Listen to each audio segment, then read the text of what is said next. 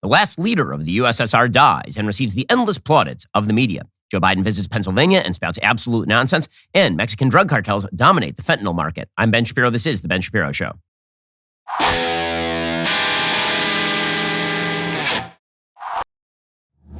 This show is sponsored by ExpressVPN. It's time to stand up against big tech. Protect your data at expressvpn.com/Ben. We'll get to all the news in just one moment. First, you're paying too much for all the things right now. That includes your cell phone service. Now, here's the thing. You've always been paying too much for your cell phone service if you're using AT&T or Verizon or T-Mobile because you are paying for a bunch of data you don't actually use. I know they tell you need the unlimited data. You actually don't need the unlimited data. What you need is what Pure Talk will give you. Pure Talk makes it easy to find the right plan for you and your family. Choose the data plan that's right for you, from 2 gigs per month to unlimited with a mobile hotspot. Plus, they make the switch from your current provider incredibly easy. It's not going to take you more than 10 minutes. It is well worth the savings. Plus, this month, when you switch to Pure Talk, you pay for 1 month and get the second month for free. I've been endorsing Pure Talk for a couple of years. They've never made an offer of this magnitude. Just head on over to puretalk.com, choose your plan, and enter code Shapiro for this special offer. Again, that's puretalk.com. Enter promo code Shapiro. Get your second month for free. Why would you spend too much money on one of those big wireless companies that's charging you too much when you could be saving a bunch of money with a company that doesn't hate your guts?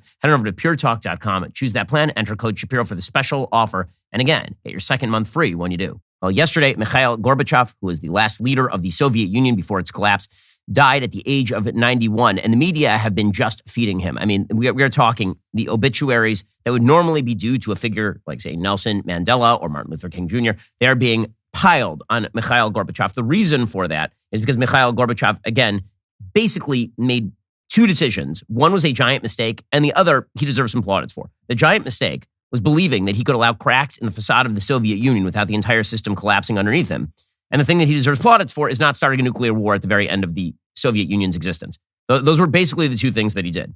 And the media instead are treating him as sort of an ideological hero, as though he, quote unquote, ended the Cold War. Mikhail Gorbachev by himself would not have ended the Cold War. Mikhail Gorbachev was a communist. Mikhail Gorbachev is and was a Leninist. If you read everything that he ever wrote, he was a devotee of Marxism. He never stopped being a devotee of Marxism. All that happened in the latter days of Mikhail Gorbachev is that he suddenly recognized that the Soviet Union was too weak to actually prop up this vast sphere of empire. And he started to essentially allow people to make their own decisions without full-on military intervention. But that was actually a late development. In 1986, 1985, 1987, by the time Mikhail Gorbachev actually took over, his early moves were actually quite repressive. The notion that Mikhail Gorbachev was a humanitarian in some way is not the case. And it seems to me that one of the reasons that the media are massaging Mikhail Gorbachev's legacy here after his death is because, and this happened at the time, they don't want to give credit to the actual heroes of the anti-communist movement, people like Margaret Thatcher, people like Ronald Reagan, people like Pope John Paul II. They don't want to give credit to the actual anti-communists who fought communism each and every day. Instead, they would prefer to believe that the Soviet Union sort of was always quasi-good-hearted, and at the very end, their heart showed through when they saw that the empire could not survive. They simply allowed it to collapse out of the decency and warmth of their own heart. And you can see that in the coverage from CNN and the New York Times. Here's CNN's obituary for Mikhail Gorbachev. It said, Mikhail Gorbachev, the last leader of the former Soviet Union from 1985 until 1991, has died at the age of 91. Gorbachev died after a long illness, Russian state news agencies reported. Apparently, the man credited with introducing key political and economic reforms to the USSR and helping to end the Cold War had been in failing health for some time. Again, when we say that he helped end the Cold War, what we mean is that he read the writing on the wall. And then he made the mistake of allowing cracks to appear in a very, very weak facade, and the entire thing fell away. The lesson, by the way, that was learned by the Chinese from watching Mikhail Gorbachev is never, ever allow political liberalization before economic liberalization. So what the Chinese have done is they've strengthened their state apparatus while also getting involved in mercantilism via the free market. Gorbachev sort of did the reverse. He allowed for political liberalization, at least in very, very small part, in the ring of states that surrounded the actual Russian Empire. And then after that, economic liberalization took place. So allowing any sort of political break is what led to the fall of the Soviet Union. The only way, however, he could have held that up would have been on the basis of a stronger economy, and the economy simply did not exist in the Soviet Union. The Soviet Union was always a bit of a paper tiger, not in the sense that they weren't militarily powerful, they were, but in the sense that they were retrograde economically. And if you actually wish to have a powerful and durable empire for a long period of time, meaning more than 70 years, then what you're going to need to do is actually build up the economy. Communism actually forbids that, which is why China has been able to strengthen itself on the basis of capitalism. And now I think China actually is going to enter a period of economic stagnation that's going to weaken them over the course of the next couple of generations. In any case, the obituaries have been absolutely fawning about Mikhail Gorbachev.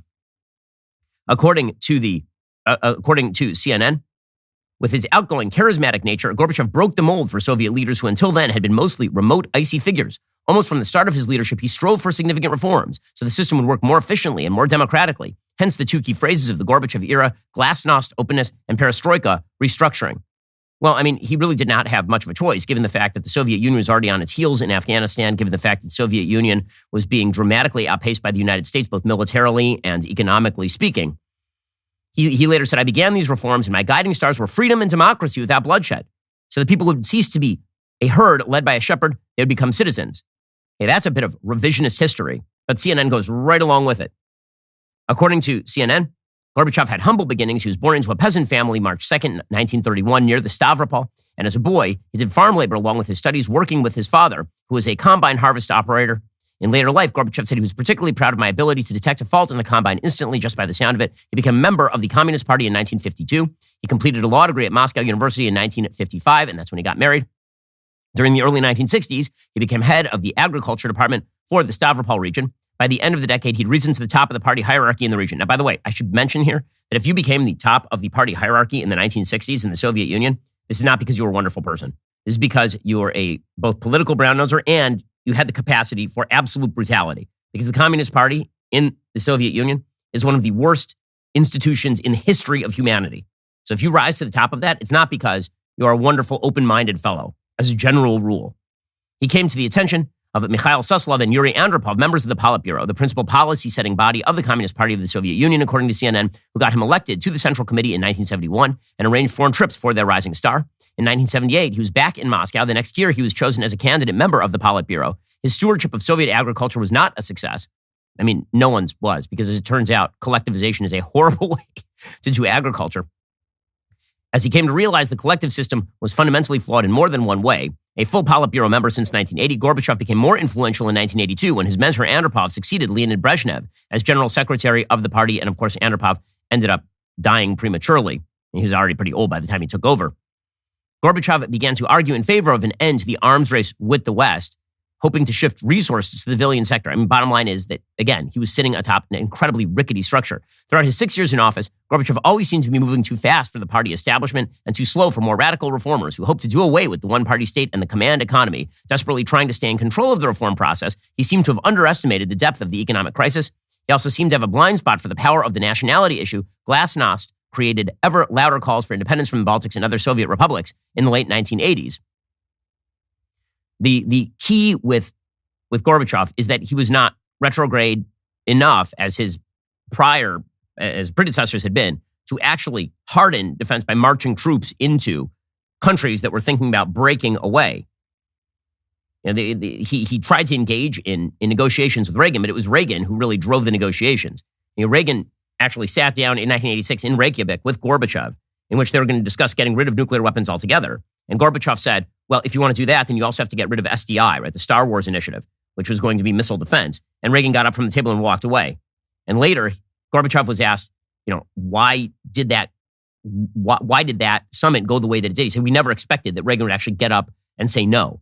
It was all meant as sort of a front for the calming down of the military waters for the propagation of the Soviet Union into the future. In other words, it wasn't that Gorbachev wanted to end the Soviet Union. I mean, he's being treated as some sort of anti-communist reformer. That is not the case. He was a communist who completely misread the tea leaves when it came to the collapse of communism. And then, in a sort of reversal of history, he became the hero of the liberal reform movement, despite the fact that he actually was a pretty vicious communist. Natan Sharansky, who was held as an actual political prisoner in the Soviet Union for years, has a piece at the Washington Post about Mikhail Gorbachev. He says, what is perhaps surprising is that Gorbachev never achieved any sort of admiration at home. We dissidents and others in the intelligentsia, those who did not believe in the regime, who wanted change, who had even fought for decades for the very reforms Gorbachev introduced, held a more complicated view of the last Soviet leader. For one, he was a true believer in the ideas of Marx and Lenin, and the original intention behind his pioneering reforms was to rebrand communism with a more human face. Moreover, the moment it became clear that the people's desire for greater freedom could ultimately topple the regime, he did his best to restrain the forces he had unleashed. During his first trips to the West, before he became leader of the Politburo, Gorbachev discovered that the Soviet Union had paid a heavy diplomatic and economic price for its treatment of dissidents. As a result, within the first year of ascending to power, he began to release political prisoners and longtime refuseniks. Those are Jews who were attempting to get out of the Soviet Union and get to Israel. When it became clear that such a policy could lead to mass immigration, he introduced new restrictions instead. It was only after massive American pressure, including 250,000 demonstrators convening in Washington in 1987, that the Iron Curtain first began to come down and Gorbachev began to release people. Freer immigration from the USSR led to demands by religious and national groups for self-determination. Sharansky should know, because Sharansky was one of the political prisoners who was released. This, too, Gorbachev resisted. He sent troops to Georgia, Lithuania, and elsewhere. He killed dozens of demonstrators in the process.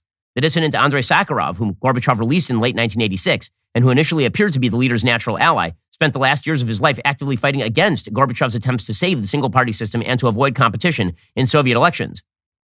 Shortly before Sakharov died in 1989, he called me in Israel to say he could not visit as he had planned, since he would not permit himself to leave Moscow for even a single day and potentially miss an opportunity to block Gorbachev's bid for unrivaled power. In other words, events outpaced Gorbachev.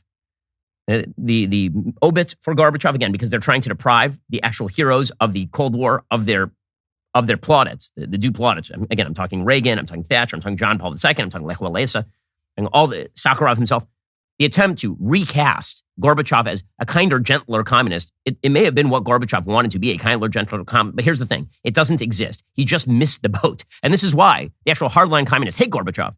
They think that if Gorbachev had actually just done the Stalin thing and marched tanks into these dissident republics, that the Soviet Union would still exist today. One of those people who believes that, by the way, is Vladimir Putin, who calls the downfall of the Soviet Union a geopolitical tragedy, the greatest geopolitical tragedy of the 20th century. A decade after the fall of the USSR, circumstances had changed, said Natan Sharansky. Participating with Gorbachev at a conference in Poland, I was asked about the forces leading to the regime's demise. In my response, I discussed three factors: Sakharov and other dissidents who fought valiantly to keep the spark of freedom alive, Western politicians like Scoop Jackson, Ronald Reagan, and Thatcher, and finally, Gorbachev, who perceived the direction of history and responded accordingly. Immediately after finishing my talk, I approached Gorbachev to thank him for releasing me. I was surprised to discover he was almost offended by my remarks, saying, quote, "I released you against all advice to the contrary, and you listed me only in third place." While I sympathized with his reaction, at the time I felt it was more important to amplify voices of dissidents than to emphasize his role in the transition. If we look at the 20th century, however, from the bird's eye perspective of history, we see how unique Gorbachev was. In nearly every dictatorship, there are dissidents. From time to time, there are also Western leaders willing to risk their political face to promote human rights abroad. Gorbachev was a product of the Soviet regime, but he decided to destroy it nonetheless. Well, really, what he decided to do was not launch a possible nuclear war and or massive conventional invasion of surrounding states as the Soviet Union was breaking down. George Will makes this point, and he is absolutely correct. There's a piece over at the Washington Post talking about this. He says, President Ronald Reagan, abandoning the niceties of détente, turned up the rhetorical and military temperature on Gorbachev. In 1983, he described the Soviet Union as the focus of evil in the modern world. With the Strategic Defense Initiative, that's Star Wars, he launched a high-tech challenge to the Soviet Union in which 30% of hospitals lacked indoor plumbing. Reagan sent lethal aid to people fighting the Soviet forces in Afghanistan. When Gorbachev retreated, according to a historian named William Taubman, who wrote Gorbachev, His Life and Times. According to Taubman, when Gorbachev retreated, it was the first time the Soviet Union had pulled back from territories it had liberated for communism. Apparently, according to Taubman, the 1986 Chernobyl nuclear plant disaster and the government's bungled response caused the scales to fall from Gorbachev's eyes regarding the comprehensive rottenness of the Soviet system. Secretary of State George Shultz in 1987 explained to Gorbachev the world's transformation from the industrial to the information age, making the foundational Marxist distinction between capital and labor obsolete because, quote, "We have entered a world in which the truly important capital is human capital, what people know, how freely they exchange information and knowledge." Gorbachev's lasting legacy, says George Will, might be in the lessons China's durable tyranny has chosen to learn from his and the Soviet Union's downfall. Political scientist Graham Allison observes that when Xi Jinping has nightmares, the apparition he sees is Mikhail Gorbachev. According to Allison, Xi says that Gorbachev's three ruinous errors were, quote, "He relaxed political control of society before reforming the economy. He allowed the Communist Party to become corrupt, and he nationalized the Soviet military, allowing commanders to swear allegiance to the nation rather than to the party and its leader." In 1988, when the French were about to celebrate and sensible people were about to regret a bicentennial, Gorbachev impertinently lectured the United Nations two great revolutions, the French Revolution of 1789 and the Russian Revolution of 1917, exerted a powerful impact on the very nature of history. In other words, he was a true believer. Gorbachev said in 2006 about Lenin, quote, "I trusted him then, and I still do." So again, this sort of revisionist history by which Gorbachev was a communist, an anti-communist hero, is just not historically accurate and rests on the notion that it's still propagated by the left, that communism is really just a pretty extreme version of people trying to do the right thing gone wrong. And so Gorbachev is the best version of that. Whenever it comes to communism, the left seems sort of warm about it. Like they have the right idea, but they're just going a little bit too far. That's not really the case. But I'll tell you something that is the right idea. If you wish to take advantage of capitalism to its fullest extent, and I mean have a successful business, you need to market the right way. Podium will help your small business stay ahead of the curve with modern messaging tools that make it easy for your customers to connect with your business. So I don't know about you, but if I get a call from a business, the chances that I'm picking that up are very, very close to zero. And the chances that I'm going to open an email from a business are also very close to zero. It's text that makes it happen. From healthcare providers to plumbers, over 100,000 businesses are texting with customers through Podium. Customers love the convenience. Businesses love the results. One car dealer sold a $50,000 truck in just 4 text messages. A jeweler sold a $5,000 ring and coordinated curbside pickup all through text. A dentist sent out payment requests through text and received 70% of their outstanding collections in just 2 weeks. With Podium's all-in-one inbox, you can do even more than just chat. You can get more online reviews by sending an easy-to-use link. You can collect payments fast from anywhere and send marketing campaigns that actually get a response, all by sending that quick text. And Podium will make your business grow. It's just that simple. See how Podium can help you. Watch a demo today at podium.com/Shapiro. That is podium.com/Shapiro. Get in touch with your customers the way they are going to want you to get in touch with them by using text. Head on over to podium.com/Shapiro to get started. Podium, let's grow. The real legacy of Mikhail Gorbachev, of course, is just recognizing the reality, which is that capitalism is a far more dominant system economically than communism. The real appeal of communism to most people is not, in fact, its economic dominance, because communism is never economically dominant. The best that communism can do is redistribute resources that already exist. It can't build. The major problem with communism, it does not create new products. It does not create new services. It does not create economic progress. All it does is it takes what is there and then it just spreads it around. And that typically leads to a degradation of resources, which is why people in Cuba are still driving around Chevys from 1957. The real sort of legacy of Mikhail Gorbachev, hilariously enough, may be this Pizza Hut commercial that aired in Russia about how basically the Russians had traded communism in favor of Pizza Hut thanks to Mikhail Gorbachev. Here's this commercial. It's pretty astonishing. I'll read the subtitles. Here's Mikhail Gorbachev feeding them. It is Gorbachev. Because of him, we have economic confusion. Because of him, we have opportunity. Because of him, we have political instability. Because of him, we have freedom. Complete chaos. Hope. Political instability. Because of him, we have many things. Like Pizza Hut. And everybody nods, including the communists. And then the communist guy says, hail to Gorbachev. And everyone says, hail to Gorbachev. And he's happily feeding pizza to the small child sitting next to him. Man, nothing says, honest to goodness, nothing says triumph of capitalism better than Mikhail Gorbachev appearing in a Pizza Hut commercial. And in the end, that's Mikhail Gorbachev's legacy, is that the writing was on the wall. He misjudged that. And so he attempted to sort of let the cracks appear, hoping that communism would survive, and it simply didn't. The Chinese are not going to make the same mistake. They're going to continue their reign of tyranny in order to stretch forward their ambitions. And meanwhile, on the domestic political front, Joe Biden traveled to Pennsylvania in an attempt to shore up the Senate campaign of John Fetterman. In Pennsylvania, apparently, the choice is now between a candidate in Mehmet Oz, who believes that veggie trays are crudité, and a candidate who may in fact be a potato. John Fetterman is no longer functional. He is basically admitting as much. John Fetterman actually released a statement yesterday saying he will not debate Dr. Oz. Now, the real reason he won't debate Dr. Oz is because he cannot get through a sentence, and he basically says as much in the statement. He says it's because Dr. Oz is being mean to him. And that's never been a reason for avoiding a debate ever in human history, is that the other person's mean to you. John Fetterman's trying to say that that's what it is. That's not what it is. John Fetterman is not functional. His neurons are not firing. Here's the statement from John Fetterman, quote, I've been traveling the Commonwealth talking to voters about my vision and ideas for nearly a decade.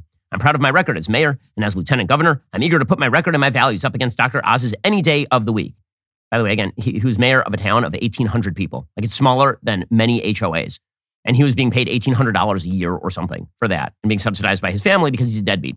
As I recover from this stroke and improve my auditory processing and speech, I look forward to continuing to meet with the people of Pennsylvania. They'll always know where I stand.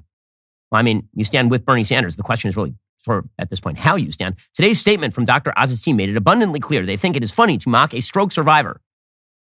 No, they're simply pointing out that you are running for the Senate of the United States, and you are not functional. He says, I chose not to participate in this farce. Any sense that these challenges were done in good faith is damaged. You mean a challenge to debate like in a normal political race? My recovery may be a joke to Dr. Oz and his team, but it's real for me. I will not be participating in a debate the first week of September, but look forward to having a productive discussion about how we can move forward and have a real conversation on this once Dr. Oz and his team are ready to take this seriously. It's not Dr. Oz taking it seriously. It's about the fact that you're not functional. Okay, so Joe Biden, so they sent out a non-functional geriatric on behalf of a non-functional Senate candidate. And this seems like this might be of relevant concern to the voters of Pennsylvania is whether their senator is capable of forming a sentence. But I guess not. I mean, we have a president who's not capable of forming a sentence. Joe Biden, by the way, worth noting here. Remember that time that they're talking about Dark Biden? He had popped to 44% in the approval ratings. My goodness. He was definitely on the upswing. According to Reuters, he is back down to 38%. So yeah, that lasted for like 1 second, one single iota of time. A millisecond, apparently. According to Reuters and Ipsos, he is now holding near the low end of his presidency again. I can't imagine why. I mean, he's obviously so winning and articulate. Here was Joe Biden. He first of all mixed up John Fetterman and Josh Shapiro. So Josh Shapiro is running for governor against Doug Mastriano in Pennsylvania. John Fetterman is running against Mehmet Oz for Senate. Joe Biden doesn't know that. He doesn't know where he is, what time it is, what planet he is on. He is just not functioning.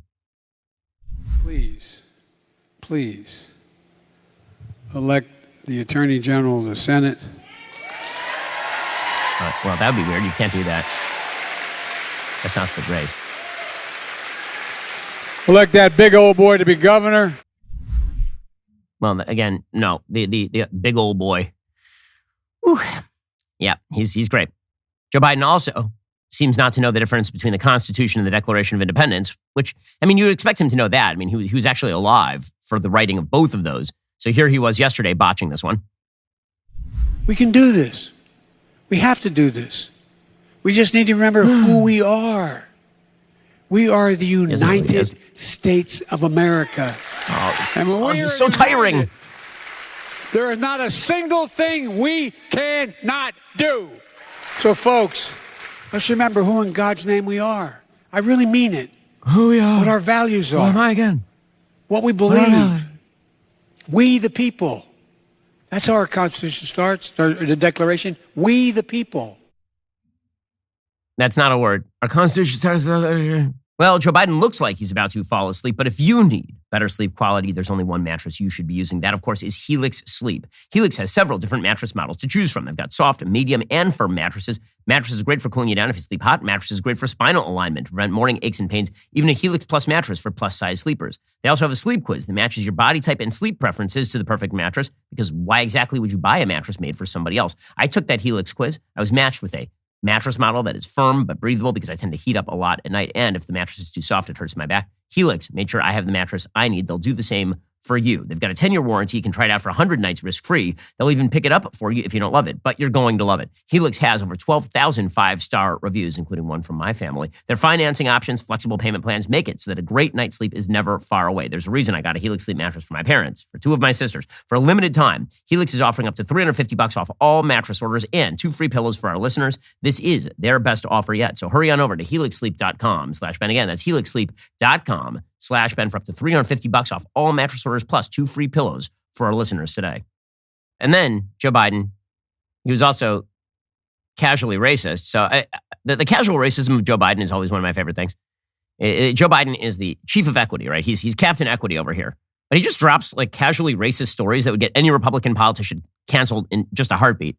So here he was talking about how when he was younger, he was, I guess he had a job in a heavily black area, which means that everyone was great at basketball. What now? Media, clean up on aisle Biden. We're gonna need you over here with a mop. Here is Joe Biden. Without public trust, law enforcement can't do its job serving and protecting all the communities. If I can just interject for a moment, my deceased son, Bo, he was the Attorney General of the state of Delaware. And what he used to do is go down on the east side, what's called the Bucket, highest crime rate in the country. There's a place where I was the only white guy that worked as a lifeguard down in that area, on the east side. And you know where you can always tell where the best basketball in the state is, and the best basketball in the city is. It's where everybody shows up.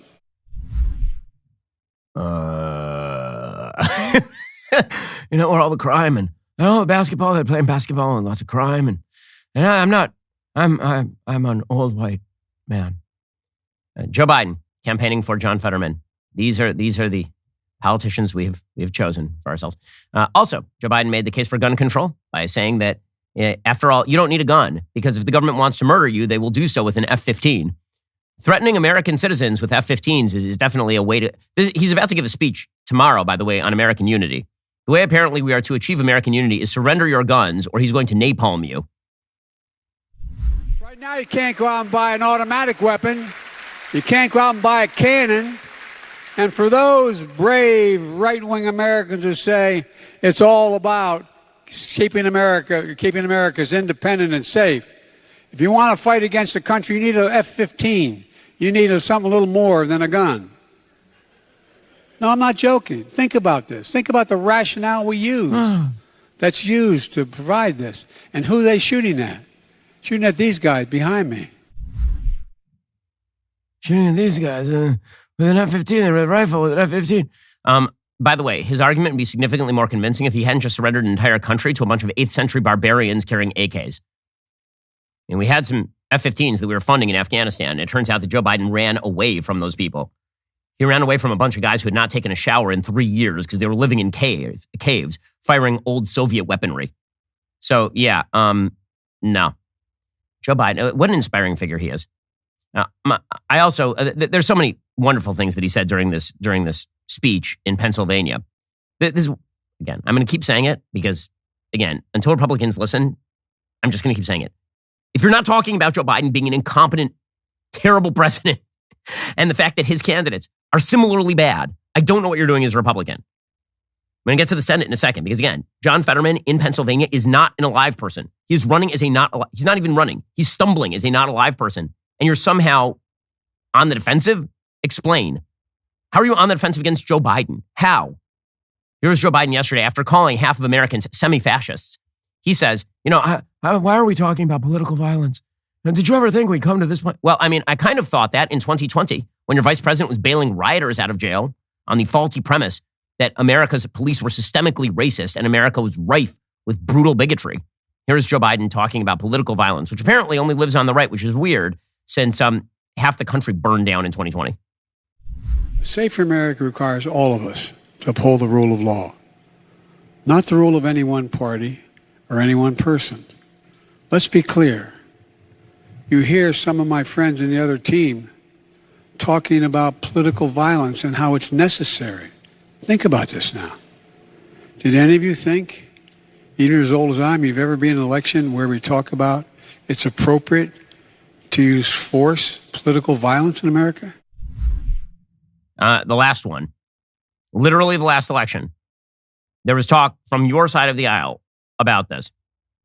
You know how Joe Biden is trying to redirect. Again, the entire campaign for the Democrats is Donald Trump, political violence, Donald Trump, threat to democracy, Donald Trump. That's the entire thing. Here are as Ed Morrissey over at Hot Air points out, Joe Biden gave this fairly lengthy speech in which he tried to speak sentences out of his face hole and failed. Here are how many times he mentioned some key terms. Inflation, 0. Economy, 0. Income, 0. Mortgage, 0. Debt, 0. Prices, 0. But there's a lot of talk about Donald Trump and quote unquote threats to democracy. And this is why Republicans, you got to be talking about the things that are hurting people every single day. Talking about inflation and spending. We're talking about the hijacking of the education system along radical lines. We're talking about critical race theory, right? All the things that are actually the day-to-day lives of Americans. That's the stuff that Republicans need to be talking about. If they do that, they can not only still do well in the House, they can, I think, take back the Senate. Because the simple fact is, I think the Democrats are falling into a little bit of a trap here. Joe Biden the Democrats have a record of going over their skis when it comes to insulting Americans. It turns out to be a really, really bad sort of political strategy. In 2008, Barack Obama famously insulted his political opponents in the Midwest as quote-unquote bitter clingers. He said they were desperately clinging. They were jobless. They were clinging to religion and antipathy to foreigners, and they were clinging to anti-trade rhetoric. Basically, they're a bunch of racist rubes. Those were all of his opponents. And then you got in 2016, Hillary Clinton suggesting that her political opponents were a basket of deplorables. You remember that one? Well, now you got Joe Biden out there suggesting that his political opponents are semi-fascists, and his own Senate candidates in races that they are losing right now. Tim Ryan is losing his race against J.D. Vance in Ohio. He's out there saying, well, it's not going to be a big deal that Joe Biden called half the country semi-fascists. The president said that a portion of the Trump movement, the extreme MAGA philosophy, he calls it's like semi-fascism. Does that hurt you with the voters you need to win in November? No. Look, it's straight fashion. If you're storming the Capitol on January 6th, if you are making bold steps to ban books and to do all of these things that are, even to the point where you want to control a woman's body, to the point where if a 10-year-old girl is raped, you say that the government should mandate that pregnancy. You have a Supreme Court justice saying they want to get rid of birth control, nullify marriages. I mean, what else would you talk about? How else do you explain this? Yeah, keep calling it semi-fascist. Keep doing it, guys. Really, keep going this way. These parties are in a running gun battle to see who can be worse at this. It's really, really amazing. By the way, Herschel Walker, right now, according to the latest polls in Georgia, a lot of talk about how vulnerable Herschel Walker is in Georgia against Raphael Warnock, who, by the way, is a terrible candidate. The latest polls show that Herschel Walker's actually up in Georgia. He's up by a couple of points over Raphael Warnock. So everybody who's sort of surrendering the Georgia race because Walker's a bad candidate and he's not a good candidate, they're neglecting the fact that Raphael Warnock is a terrible candidate. And the only reason that Raphael Warnock is in the Senate in the first place is because Donald Trump decided to intervene in the 2020 Georgia special elections by saying that no one's vote would be counted anyway, so why bother voting? Which, by the way, is why we've had trillions of additional spending that never needed took place. All you would have needed is for the Republicans to have won one of those Georgia seats. Never going to get over that fact. And meanwhile, in Arizona, right, another hotly fraught Senate race, and Blake Masters continues to run behind Mark Kelly, but he is moderating some of his more public stances on things like election 2020. He needs to do that. That is a smart move. He is in a general election now. He's also removing some of the rhetoric on his website, his pro-life rhetoric on his website. And there are a lot of pro-lifers who are very exercised about this. There's no one more pro-life in America than I am. I have been obviously and proudly pro-life my entire career. I'm a big believer that abortion ought to be illegal, except in cases in which the mother's life is in danger, period, end of statement. With that said, the simple fact of the matter is this is not going to be solved at the federal level. Federal legislation is not going to be brought in the United States at this point. There just is not the public approval for it. And so when you have Senate candidates running on abortion, there's a reason Democrats would like to federalize the abortion issue. It's because on a federal level, Democrats have more approval for their policies than they do on a state level. And my sort of assumption is that Senate candidates and congressional candidates on the right side of the aisle are basically going to say this is a state level issue. That is what the Supreme Court has said. And so I am personally pro-life, but legislation is generally not going to be approached at the federal level on the abortion issue. It's going to be approached on the state issue. So if you want to make this an issue, you really should look at your candidates for state legislature and decide how you want to vote. Blake Masters, he continues to push on Joe Biden. This is actually smart. So I think that if Blake Masters is going to recover in this race, it's going to be by focusing in on Joe Biden and moving away from some of the stuff that alienates voters, even if it's stuff that I happen to like. In politics, is still a business, guys. Newsweek wrote, Blake said that women and minorities are hurting the economy. Fake news. Look, I don't care if every single employee at the Fed is a black lesbian, as long as they're hired for their competence and not because of what they look like or who they sleep with. News for Joe Biden. We are done with this affirmative action regime. I can't think of a single policy since the end of Jim Crow that's been worse or more divisive for race relations in this country. Race quotas are wrong. Gender quotas are wrong. They're unjust. They're illegal. But the Democrats are addicted to this kind of identity politics garbage. They just care about how you look, not whether you're the best qualified or whether you can do the best job. If you want to see the affirmative action regime on display, just look at Biden's White House. Biden promised that he would choose a woman for his VP. And then, of course, he chose Kamala Harris. So incompetent she can't even get a sentence out. But I've never spoken to anyone who can say with a straight face that Kamala was somehow the most qualified candidate for that job.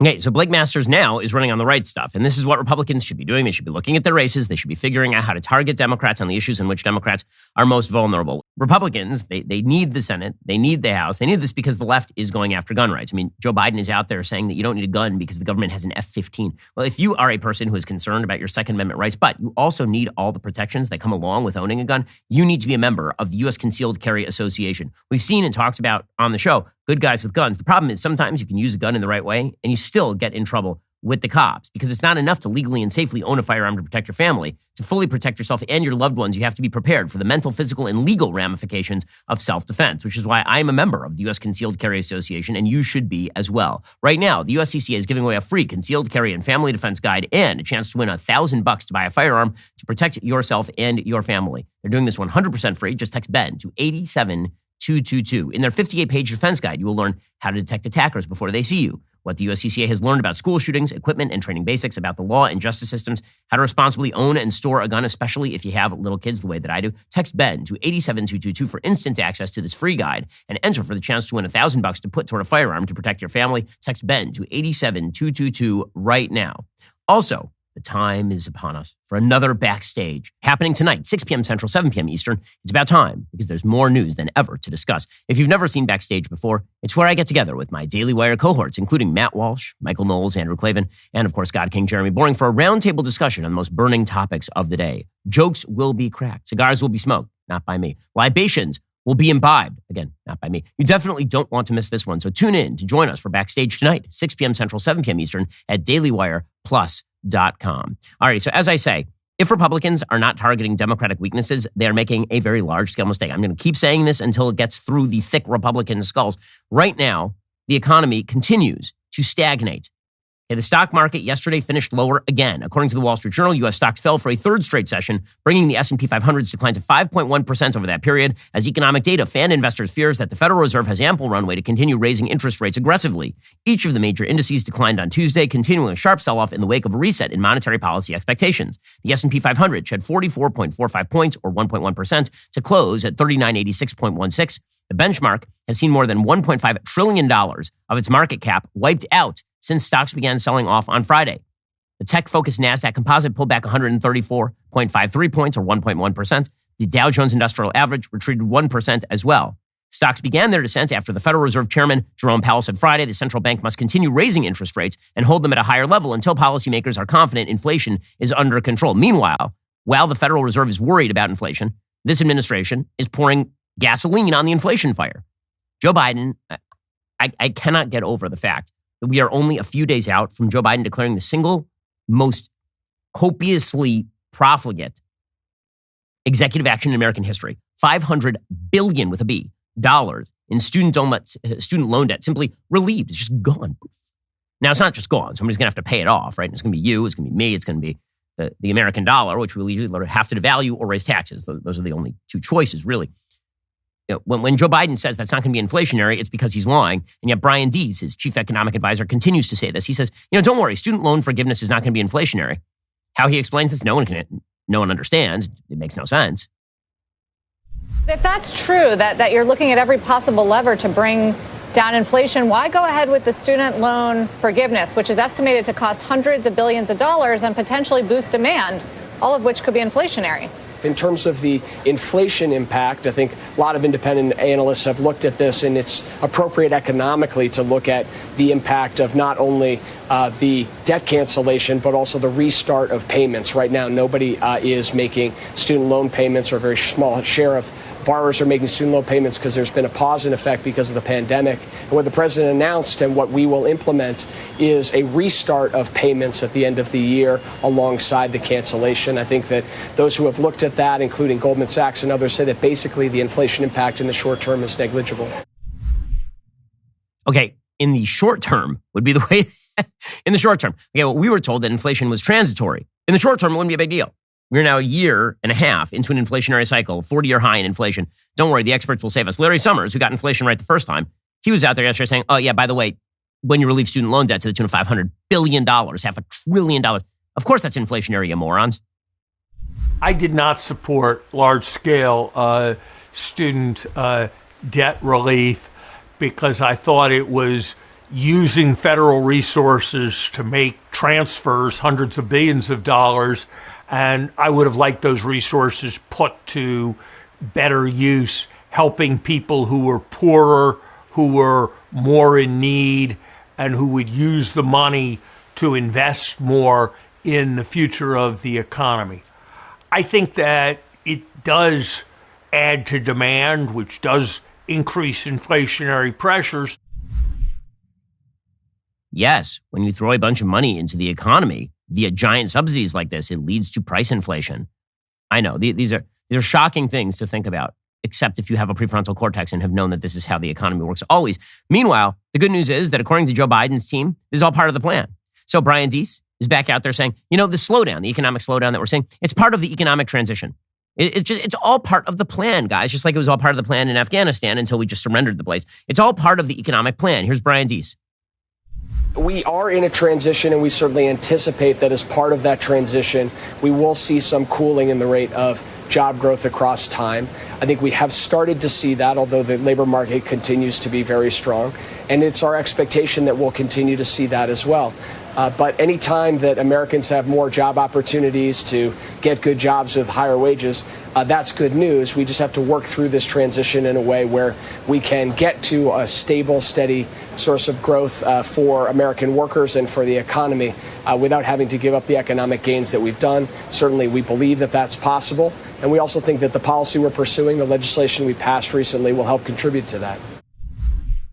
Yeah, it's not going to. And one of the things that hurts him is that while he's saying this, all the numbers in the lower right-hand side of the screen are red. That makes it very difficult for him to maintain that. Meanwhile, Karine Jean-Pierre, again, being very terrible at her job, she is insisting that her quote-unquote bold climate agenda is bringing back manufacturing jobs, which is weird because we're just going to dump a bunch of money into a bunch of green projects that are not market efficient. Here she is, again, promoting inflation.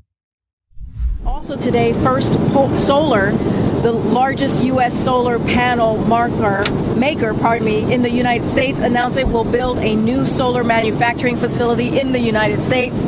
These announcements will create thousands of jobs here in America, lower consumer energy costs, and cut climate pollution. And this did not happen by accident. President Biden's bold climate agenda and historic legislative wins are bringing manufacturing jobs back to America and turning America into a magnet for investing in clean energy manufacturing. Okay, no one believes that America is going to be a magnet for the economy by subsidizing green energy. Barack Obama promised the exact same thing, and then we created zero new green jobs. Instead, what is happening in realistic terms is that countries are starting to revert back to older forms of energy. So you're starting to see nuclear power plants come back online. You're starting to see Europe, for example, which is about to experience an extraordinarily bad winter because they don't have Russian oil and natural gas to power them and heat them through the winter. You've seen them start to say things like, well, you know what? Maybe natural gas actually is green friendly. They're now reclassifying forms of energy that they said were dirty 5 seconds ago into clean energy in order so that they can pretend that they're not actually, quote unquote, harming the environment by using the old forms of energy that 5 seconds ago they said were super bad. This administration continues to pursue bad policy on nearly every single front, including on the border, by the way. Yesterday, the Border Patrol Chief, Raul Ortiz, he said Joe Biden is increasing the number of illegal immigrants at the border in extraordinary numbers. There are no consequences for simply violating the law. When President Biden was elected, did the number of aliens trying to illegally enter the United States increase or decrease? Objection. Increase. In my experience, we have seen increases when there are no consequences. There's an assumption that if migrant populations are told that there's a potential that they may be released, that yes, you can see increases. Open borders, high inflation, stagnating economy, cultural radicalism. If that's the combo you want, keep voting for Joe Biden's favorite candidates. If Republicans, I can't stress it enough. I literally said this, by the way. There was about a year and a half ago, I did a big event with House Republicans, and I said to them at that event, if you guys somehow fail to take back Congress in 2022, each and every one of you should lose your jobs. This is a target-rich environment for conservatives, given the fact that there is unilateral Democratic control of all elected branches of government, and they are failing dramatically on every single front. It is the only thing that matters in American politics right now. If you take the referendum off of the Democrats and you somehow place it onto the Republicans because you pursue either radical policy items or because you decide to redirect toward the FBI and Donald Trump, you're making a mistake. The Democrats and the media are holding up a shiny object for you here. Ignore the shiny object. Voters should too. Because guess what? Whatever you think of Donald Trump is not on the ballot. Whatever you think of the FBI is not on the ballot. Not in 2022. So you better focus in on the people who are on the ballot and who are promulgating terrible policy all the way across the board. All right, guys, the rest of the show is continuing now. You don't want to miss it because we're going to be getting into Mexican drug cartels promoting the development of a serious fentanyl crisis in the United States. The Biden administration, of course, keeping that border open. Plus, we'll get to The DOJ now saying that Donald Trump tried to hide classified materials. Does that justify the raid? We'll get to that in just a moment. If you're not a member, you have to click the link in the description and join us.